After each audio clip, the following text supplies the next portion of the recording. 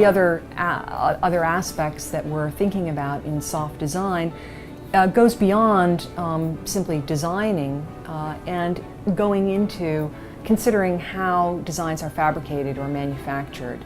And my group at MIT has been doing a lot of work on a process that we call flat to form. Basically, this enables us to take very ordinary flat sheets of building industry materials and transform them into almost any form or any shape via computation and the development of these flat to form techniques. What's interesting about this is that we can be very strategic about where we want the building industry to change. In the past, architects have sometimes asked our building industry to radically transform, which is difficult for an industry to do. So with flat to form techniques, we're trying to be really strategic about accepting the initial product form that industry has geared up to and making adjustments in a kind of post scale that customize those forms so we can have the best of both worlds.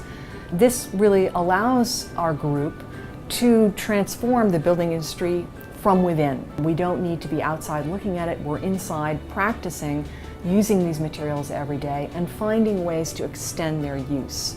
We call this process, or we think about this process, as material misuse. It's not really a misuse, but really it's getting the fullest best use of every material by expanding and transforming its proper uses. So we might look at a ILP partner's material and shift it from one market segment to another.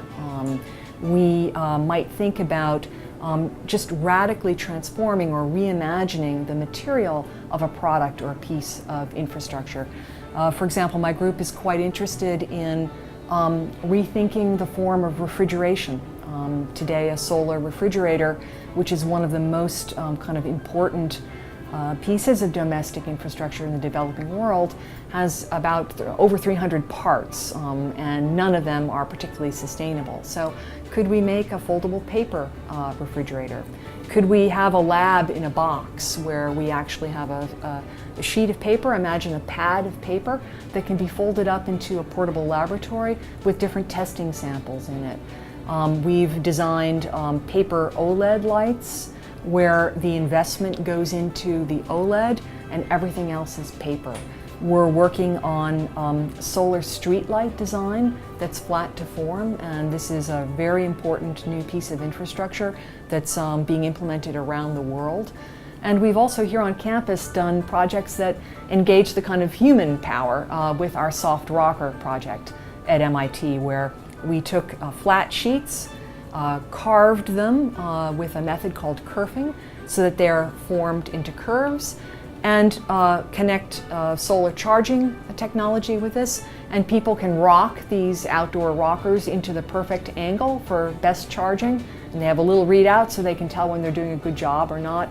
And it was amazing how much the public really liked the soft rockers. So you can think about flat to form as self-assembly, where the energy that goes into the system is human energy.